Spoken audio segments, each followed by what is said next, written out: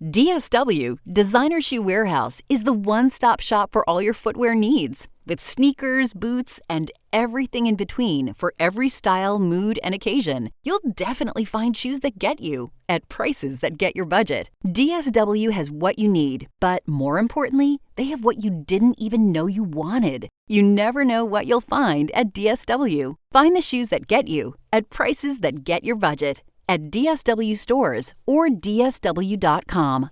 This is a message for anyone who's ever felt like their bra was just fine.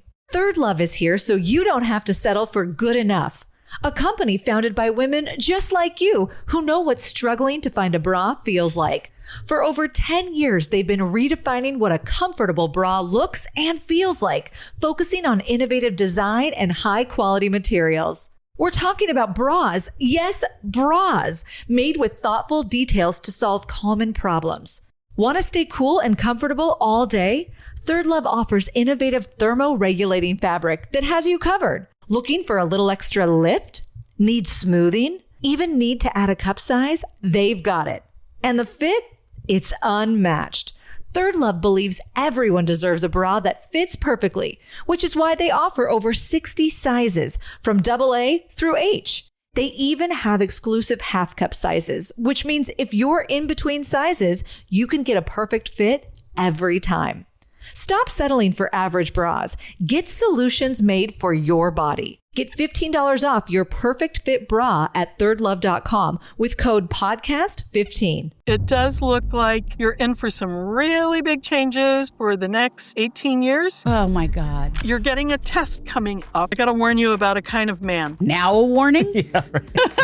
How many more are coming, Stephanie? 5. What? Oh yeah, there's some in the past. Oh, thank God. Because she's thinking that there's 5 more men that are coming in that she has to do this dance with. Yes, she's right. Wait, no, you just said, wait, what is happening right now? What she's saying is there could be 5 people. Why are you talking slowly? I can hear you. Oh, am I? Okay. Stephanie, I can't take anymore. Oldish. The art of knowing more and caring less. With your host, Randy Spelling, Brian Austin Green, and Sharna Burgess. Okay, buckle up. I hope you're ready for this episode. Brian and Sharna cannot be with me in studio for this episode, so I have an amazing co-host, my sister, Tori Spelling, and she joins me with Stephanie Jourdan, a master astrologer. She is a PhD. She is published, has written books in astrology, and just a phenomenal astrologer. We go into places I didn't expect. I'm going to have to listen back to this one, but definitely stay tuned because this is a wild ride. Stephanie, I haven't seen your face for 20 years. Really? Couple decades. Couple decades. Like a long time. Yeah.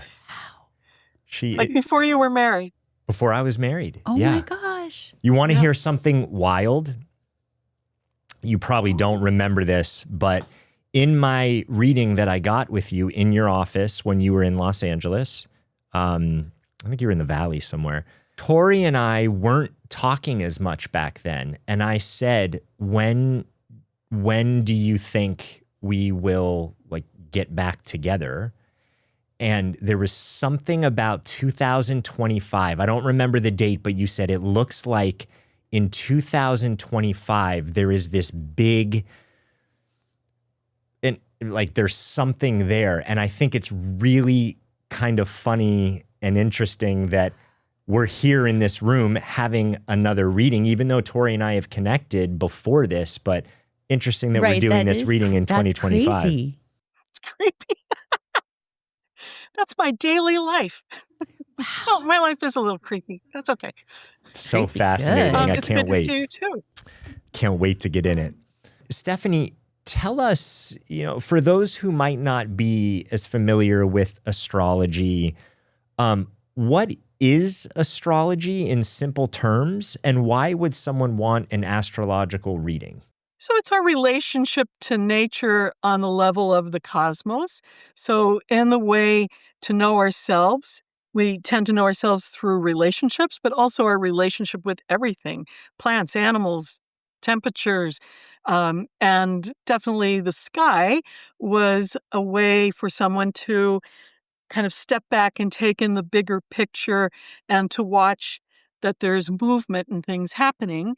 And so it's an early on method for tracking what's going on with humanity and noticing there's like cycles and patterns. Why would someone want a reading?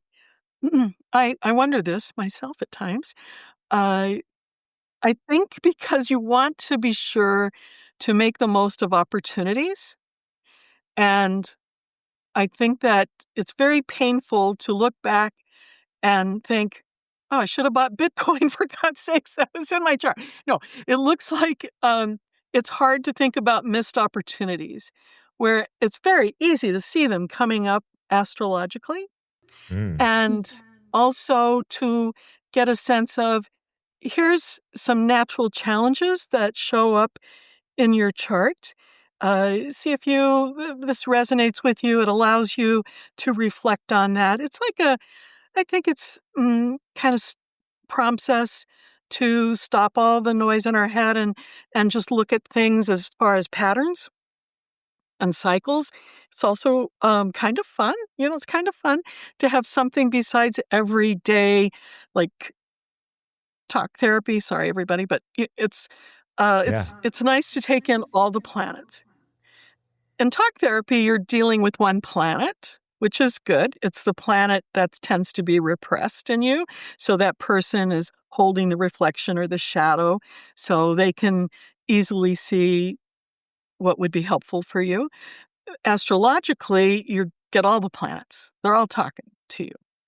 They're talking whether you're sleeping or you're conscious, whether you know what you're doing or not. As you get a familiarity with these aspects of your psyche, keeps your life in balance and allows you to express those energies in a positive way. So, for instance, in your chart, Randy, it looks like you're all about justice and you can't stand injustice. You got a lot of Libra going on there. So for those that know astrology, Sun and Pluto within like a degree of each other in Libra, Moon and Capricorn, Libra rising, Mercury in Libra, then Venus, the chart ruler, sandwiched or keeping company with Mars and Uranus. You like fairness. You like things to be fair, to make sense. You like to help. You're natural humanitarian, mediator. However, that's not where your growth is. Like, what? But that's, Right. you already mastered that in a bunch of past lives. Done. Move on. So for you, it's about, I don't need things to be fair in the small picture of this one incarnation. This is like a little slice of many, many lifetimes, especially aliens. And I just need to withdraw myself from situations or people that don't make me happy. So simple when I say it, right? Yes. Right. Yeah. So simple. But you're right. I love looking at parts of self. I think it's very powerful because you're right. We look at the story a lot of times in any form of talk therapy, and I think that can be very powerful for people. But it gets really interesting when you start to work with these other parts that are more dormant, more repressed, more hungry to come out and play that might not be playing currently. And if they're repressed, they're likely attracting that energy that's repressed, which you don't really like that much. Yeah. You know you both have weird charts, right? Weird? Have you had readings before, Tori? A couple, but not in like decades. No, but here's the difference, Stephanie. I'm sorry. I'm just going to share this in front of you. I've had like 40 different astrology readings, and sometimes I'm like, okay, that was like very generic. Yes. It was maybe there was one nugget that I could always get that's helpful for where I'm at. Stephanie is like, okay, I'm way excited. beyond. So she goes into things that are different than I would say like the run of the mill astrology. But I don't know I don't know how weird hers is, but like When you say weird, what do you mean weird? Most people are not like a chart is like a blueprint for your life, like a movie script. Okay. And so it doesn't really have like, this is good or this is bad. It's kind of like, oh, if you were planning out your life, I want to have this happen. I want this person to show up. I want these issues.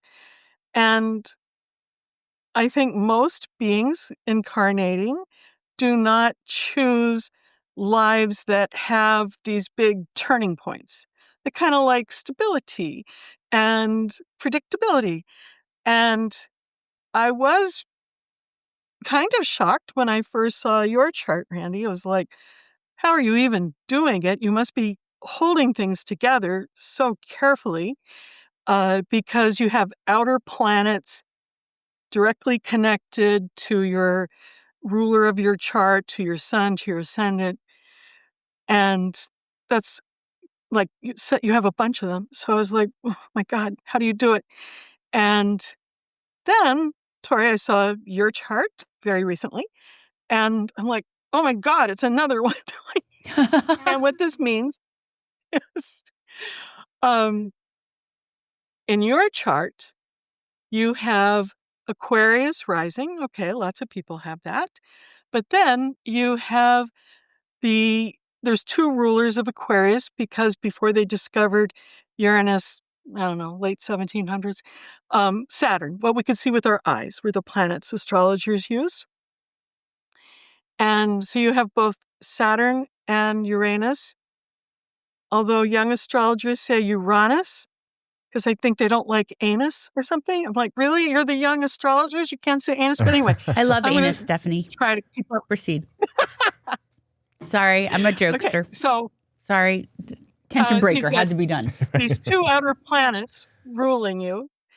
And the one for Saturn is in your fifth house of childhood.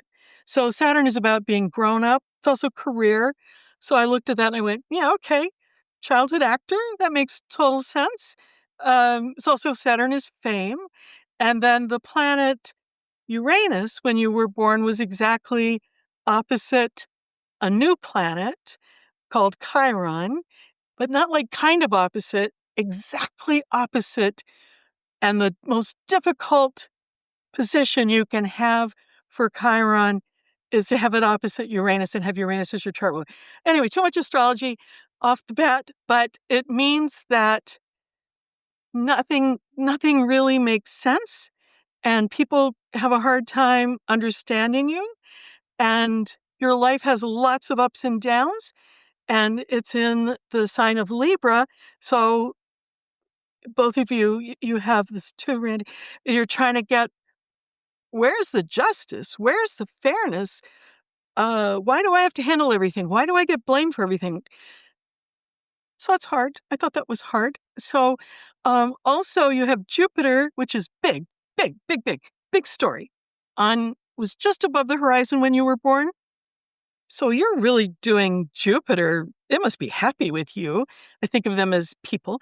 It must be very happy with you because what does it want? It wants your story out in the public. And Aquarius loves television and media. So you're supposed to be out there. I think you're doing a fine job telling your story, but it also has you changing all the time. So both of you change a lot. I would not say, you're going to like this reading. I would not say you're the most stable people, although I think you are. Mm-mm. And it's because you can't stop learning, evolving, and Tori, in your chart, like mixing it up. I keep looking over here because that's where my computer with the screen's on. So you just like change, and you tend to attract a lot of characters. Jupiter Aquarius is characters. So I think you pick the right life setup to come into to have circus going on. That's what it looks like. It's in the 9th house, which is circuses and zoos. So it's like your life has a lot of circus energy to it. But Are you fun? Yeah, you're a fun person. Are you super smart? Yes. Do you keep people guessing? Yes. Do you get bored easily? God, we hope not. Everything starts to change. See what I mean? It's not like your usual just do things according to society's plan. Neither of you have that. When you do a lot of chart readings for people, are a lot of them more like what you're describing, just kind of going along with the norm? Yes. I mean, yes. Like, I don't know, 90%? Yeah. Oh, really? Do you see other people like the two of you? No. Do you? I guess like attracts like, so maybe you do somewhat. That's who you're going to be comfortable with. So fall has this sneaky way of showing up. It really does. Like one day it's iced coffee and sandals, and the next it is, why are my feet getting cold? Right? So Right? cold, especially my toes. You know what it means to me is that it's time to break out my new Bombas Higher socks. They are warm, they're cushy, and honestly, they're the only socks that I'm going to be wearing this season. Well, okay, I just got the new Bombas slippers last week. Oh my gosh, they are ridiculously comfortable. I don't really want to leave the house once they're on type comfortable. That's it, man. They really do. Like the merino wool that keeps you cozy without overheating, the Supima cotton that actually breathes, that thick rag wool. That's the kind of sock that feels like hot chocolate. It's like hot chocolate by the fire. Yes, Delicious. it totally is like that. And you know, it really feels good when you remember that every purchase means Bombas donates an item to someone experiencing homelessness. That's over 150 million items so far, and counting. Which means that while we're staying warm, someone else is staying warm too. I mean, I just feel good knowing that. Definitely. They have this happiness guarantee too. Like it means that if for any reason it's not a perfect fit, they're going to make it right, which is crazy. It's no hassle, no stress. Honestly, though, you're probably going to just want more. That's true. Yeah, it's true. You guys should head to bombas.com/audio and use code audio for 20% off your first purchase. That's bombas.com/audio. Code audio for 20% off your first purchase. Bombas, they're more than just socks. Monday Sidekick, the AI agent that knows you and your business, thinks ahead and takes action. Ask it anything. Seriously. Monday Sidekick, AI you'll love to use. Start a free trial today on monday.com. I agree with you, but I feel like you have all the aspects that Stephanie's talking about, but you have found a way to semi-normalize it and find stability. Mm-hmm. But I wonder if you he's a good actor. He is. If you keep it juggling around by the line of work you're in because you are always helping others, and maybe does that keep your life more calm? For sure. Yeah. But I mean, Tori, it looks like you're always helping others as well. Not the right people, No? but I'm always Are you? helping others. Yeah. I am, but not the people I should be helping. Yeah. Wow. Okay. Wow. Well, So was I people supposed to? with outer planet aspects are called aliens in astrology. So you have alien charts, meaning that you're like a different kind of species of human. Alien charts. alien chart. Yeah. I don't know. Seems good to me. Once Where- once Stephanie, you get past 30, it's good. once we get past 30, right? We had to survive till, is that like the Saturn return thing that like 28, Yes, 30? but even every quarter turn, like 7.5 should have been something pretty hard. 15, identity crisis. Like, what does it all mean? Who am I in the world? 21.5, putting the spiritual component in. Then 29 to 30, like, who am I? What's my role in the world? What has meaning? What has purpose? All right. It's not how Really? most people think. Yeah, right? Yeah. Yeah. And just You should for get those a reward for this. right? For those who do know astrology and follow astrology, the thing that you're mentioning about this alien construct, is that like a certain sect of astrology, or is that like a normal term that everyone knows? I don't think everyone knows it, but a lot of people do. So it was a label that an astrologer named Edwin Steinbrecher, who came from a whole family of astrologers, and because he also was very Jungian psychology inclined, he wanted to understand each planet as an archetype and that dynamic of like an energetic aspect of God. So we talk about it more now than we used to, but like there's the healer archetype, there's the mother archetype, there's the child archetype. But whereas most astrologers at the time didn't concern themselves so much with outer planets, because he had this outer planet alignment. And as he said, he was fascinated by himself. So, okay, good for you, Ed. He really focused on it, and he was all about Hollywood. And so he looked for Hollywood people that had that and got them to come into, I want to say, his lair. He was on Mount Olympus, and the place was set up like a monastery. And he talked about this kind of chart that was dominated by an outer planet, and that it was risky to be born with that because it's not a personal, huggy, kind of easy energy. So Saturn, which rules fame, that's not an easy energy to contain personally, and it rules great things, success, but it also rules feeling like you're a fake. It also rules, like it demands so much of you, and you take it personally, like I have to be everything. I have to be able to be accountable to all the people in my field, to all the authority figures. It's too much. Like, why would you pick that? Anyway, great that you did. It's a hard energy to get into the earth, into humanity's thinking. So individuals who have this help. They help it like in a big way. In the physical world, you give an expression of it. Then we have the planet Uranus, which is about channeling, and it's about being a rebel and interruptions and being woke and politics and television, media. I didn't know at the time, but internet, and it's very interruptive.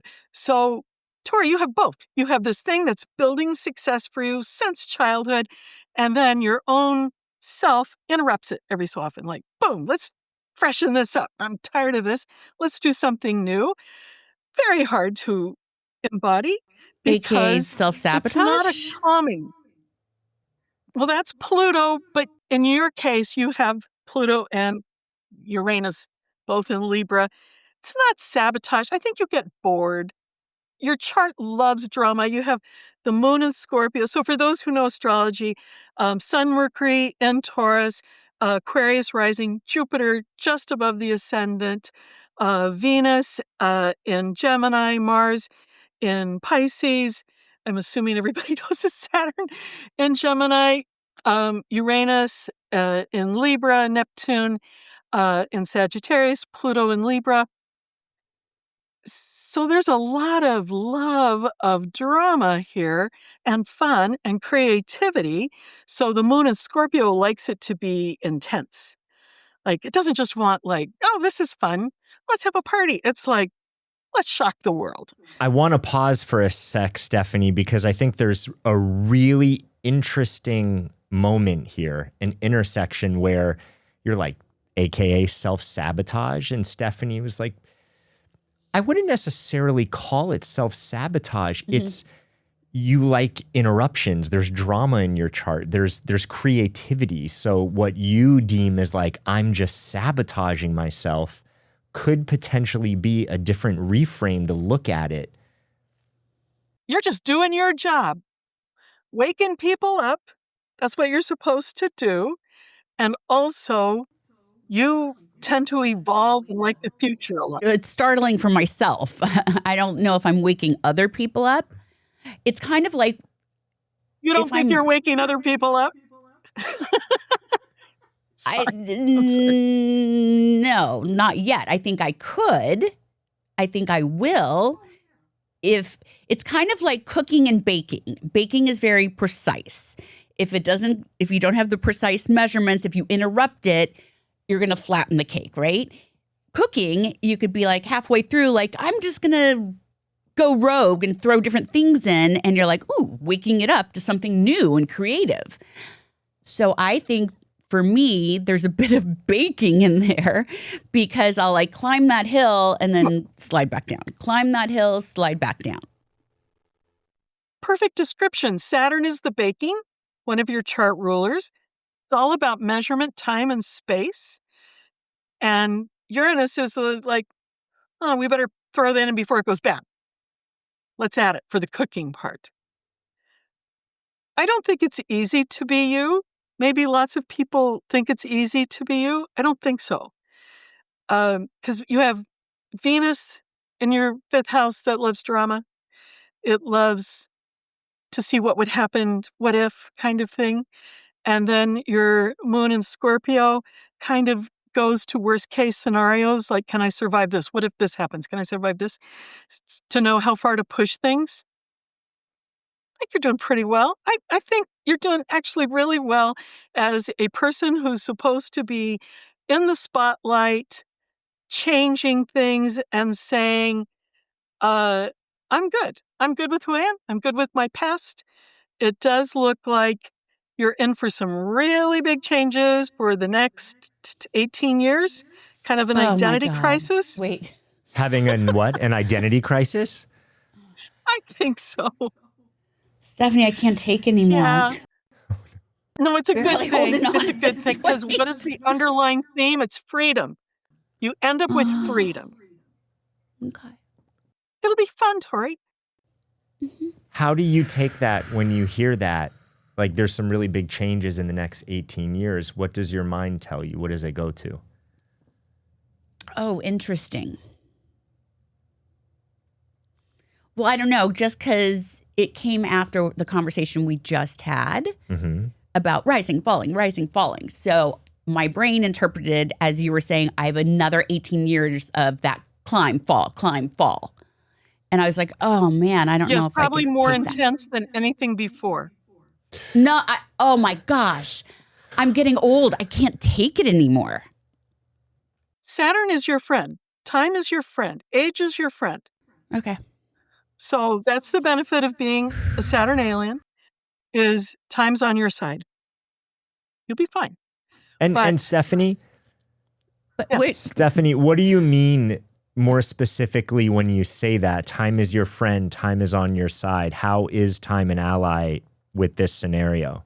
She said but when you went in there. So there's a but coming too. Okay, go on. Yeah, but it's a good but. Most people have, especially if they're born at night, so a nocturnal chart, have a pretty tough time with Saturn. It causes doubt, depression, feeling stuck, feeling scared of getting older, feeling your career's never enough. But your Saturn is very positive. It's a great Saturn. It's fantastic. And it's saying you can trust time, that you've made it through the worst. You've made it through the worst. It'll be okay. It'll be good. But it's good to not fight it, not time so much. It's good to not fight the change.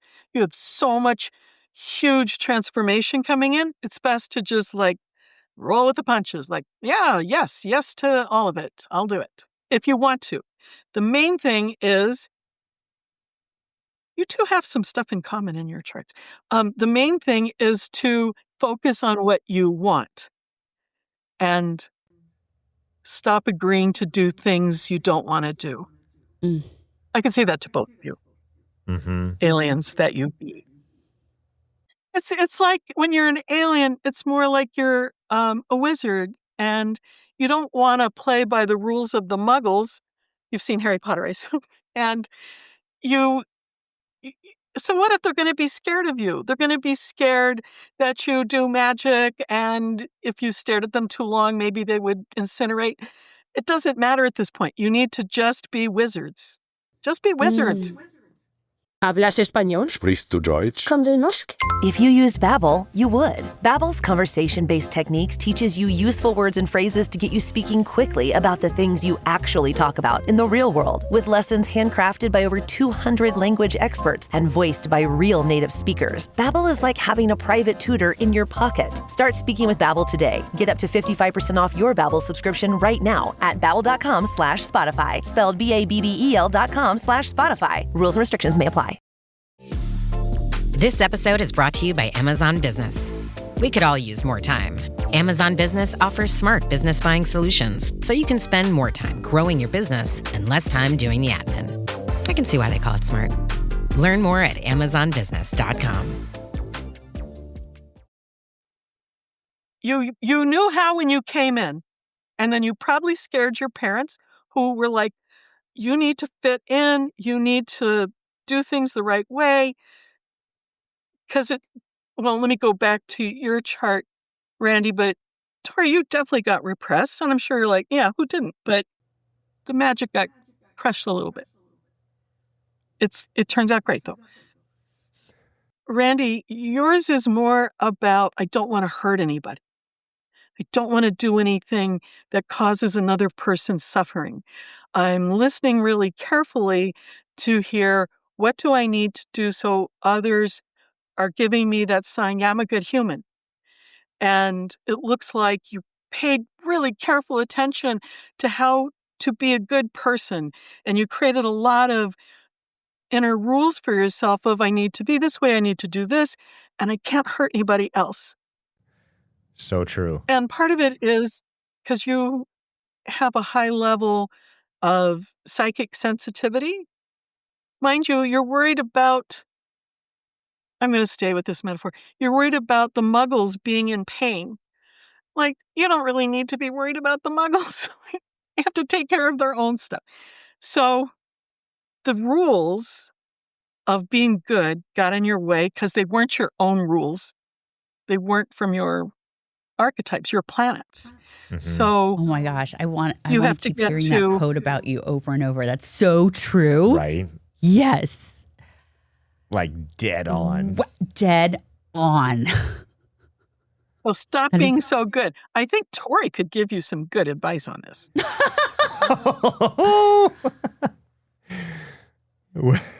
She's a rebel. That's your main thing. You're a rebel. Dead on. You know what's funny? It really describes our personality so well, in the sense of always you would not play by the rules. Yeah. Not that you don't have that in you, because I'm you're a people aware. Pleaser. You are a people pleaser, but there's also a part of you that's like, I'm not going to do that. I'm just going to withdraw, or I'm not going to, like, you have more of that rebellious side in you than me. Yeah. Yes. Wow. Okay. So Randy, you get that you're too nice for your own good, right? Yeah, I'm working on it. I really, I'm working on it. Day by day, because it's weird. That seems like a weird thing to work on. Like, don't be so nice, or don't be too nice. But I think the way that I interpret let's that. reframe it. Mm-hmm. Let's be more authentic to your blueprint. Right. Rather than others' blueprints that have nothing to do with you. It would have been nice if someone said to you, I don't know what you should do, but I know you know inside of you. Like as a little kid. So you do what you know is right for you. I'm there for you if you need me, but I don't know. Yeah. To go back to my original upsetting statement, I don't know. You're weird. So, in the highest possible complimentary way. Yeah, no, I think. Do you want to be bland? No, I don't want to be bland. And I think as parents too, that we were just talking about this earlier, how to support your child in being them, but also it's hard. You wanna try and give some guidance or lay some rules, and it's so hard to just put your hands back and say, okay, you have a blueprint. You're gonna be who you're gonna be, and I'm gonna be there for you through it. So it sounds like you learned from your past. I did. I do. I am. Can I go to Tori's chart for a moment? Yeah, please. Yeah, you can say whatever you want to. Really? Because you can just edit it. Okay. Oh, no. I'm Okay. Trust. You're serious. You can't go too far. Rip open the Band-Aid. She's all about it. She's a rebel. Yeah. Okay, that's right. But she's also sensitive. So I want to Mars in Pisces, like I want to respect that. Okay, so Now what you you say have no? happening? Because you could say I could tolerate a lot, I think, being in this industry and being me. Like I've had everyone say the unimaginable, like horrific stuff. So I think when I think not sensitive, I'm desensitized to feeling stuff, meaning I'm sensitive to it, yes, but I'll just take it and be okay with it, but I'll process it later. So that's one part of you. Or never. It was really tough. Your moon in Scorpio in the 10th house. Oh, she's such a badass. And that's like your feminine. You've got a nighttime chart. So she's in charge of your career and your public image. But then Mars in Pisces is so psychic, actually, is what I want to say. Like, I think that part really wants to be understood and is sick of being misunderstood. Okay, but I got to warn you about a kind of man. Are you ready? Now a warning? Yeah, right. Where were you years ago? No, just kidding. Okay. Yes.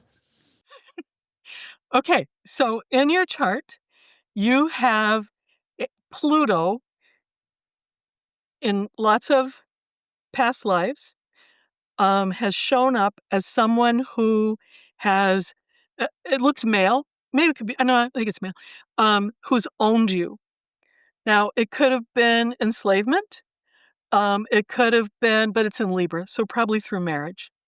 And the thing you wanted most was power and freedom.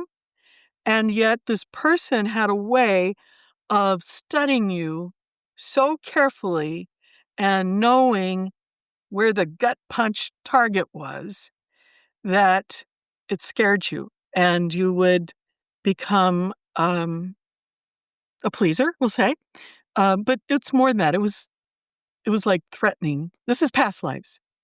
Some of these individuals, maybe a lot of these individuals have shown up in this lifetime. And it's better. It's evolved. You're getting a test coming up of a couple more. Oh, very sexy. Great. Funny, smart, creative. These are men. Oh, these are coming men. in. Oh. Like friends or like sexy, smart, creative amours. men who put you on a pedestal. Wait, someone's going to put me on a pedestal? Mm-hmm. Oh, yeah, that type. Yeah. Oh, boy. They then start to make her believe that she's ruining the relationship, that it's because of her things aren't going well, that if she were doing a better job, the relationship would be flourishing. And they want her to be dependent on them. So there's they want her to be addicted to them. But that doesn't quite happen. So instead, Tori, it looks like you start to step back and realize, okay, this is coming at me because I'm not owning enough power. So this person is like a repressed part of power. They actually hate themselves, and they're very self-destructive, and they don't feel their feelings, just linear intellectual in a lot of ways. And then the feelings, the vulnerable parts have to get expression, have to get consciousness, so they got to make them unconscious. So this could be people with strong addictions that show up. And that's when all the stuff comes out, all the angry, internal feminine starts dumping.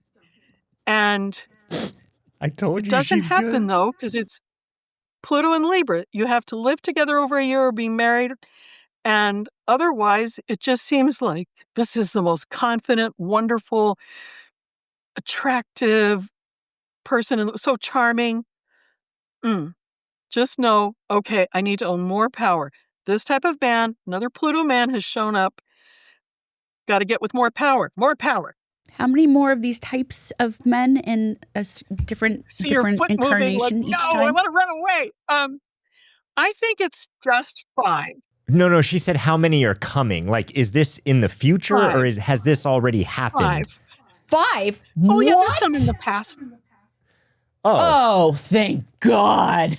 I can't take Right. more I of want to that. be, because she's thinking that there's 5 more men that are coming in that she has to do this dance with. She's right. Yes. Wait, no, you just said 5 more. What? Wait, what is 5 happening right now? tests. 5 tests. But you said some could have been in the past. I've already experienced some of these tests. You had additional ones in the past. These are 5 new ones. Okay, but you know in advance. And it looks like you have enough experience to say, you're Pluto. No, we're not doing this. Okay. Wait, no. Oh, no, Stephanie. But this doesn't mean. The last one took me 2 years. I'm still in the throes of it. Okay, sorry. let's say another one comes. Could they come at less? Maybe like the 5th one will only be for like a month. No? And then I'll get over that test? No. All you have to do is know this is who this is. We are just being friends. Yeah, I'm not good at You it. can say, lovely to meet you. I'm never going to marry you. Okay, but this is a different, because what she's saying is there could be 5 people coming in. Why are you talking slowly? I can hear you. Oh, am I? Okay. Trying to really make sure this so there Drive could be, the point home. Okay, so yes. it could be 5 people that are coming for in. you. Right? He should. I'm scared for me right now. I mean, when you hear 5 more men I'm that 52. you have to do. Like I just got out of one time that is on lasted your almost side. 20 years. And then I fell right back into another one that I'm still somewhat semi in. That could be 1. So maybe there's 4 more. And that's taken 2 years to try to get out of this current one. So there's 5 more. Yes, but Stephanie, tell me if I'm looking at this correctly. The lens that I look at this through is that these are people almost like you need a certain movie to play out to become the hero for maybe like a happier ever after. Right? Yes. So you're hiring an actor to come in to play the part to show you what you need for you to go, no. I'm going to choose me. I'm going to choose something different. I know how this plays out. I see the warning signs and the flags. I'm choosing me. I want to show up authentically. And the more that you choose yourself, the more that you get stronger and stronger until you then meet someone who is more aligned with that part of self that doesn't need that sort of thing anymore. Well done. Stephanie, do you think I'm ever going to get married again? Next week on Oldish, is there anything that you could say about career, finance? Okay, so How much is written? Like, I know there's free will. Like, how much free will do we have versus how much is kind of laid out? I think we have total free will, but so you got to feel this new relationship. I mean, you have a huge career change happening. What? There are a lot of things that we talked about in this episode today. It's one thing to hear about this. It's another to take action and create the life that you want. If there's something that you want to create in your life, more fulfillment, more happiness, more joy, getting in touch with your intuition and how to make better decisions, then go to my website, randyspelling.com, and find out more there. Thanks.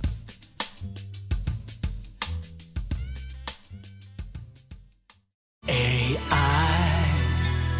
had the time of my life. AI never felt this way before. From building timelines to assigning the right people and even spotting risks across dozens of projects, Monday Sidekick knows your business, thinks ahead, and takes action. One click on the star and consider it done. And I owe it all to you. Try Monday Sidekick, AI you'll love to use on Monday.com.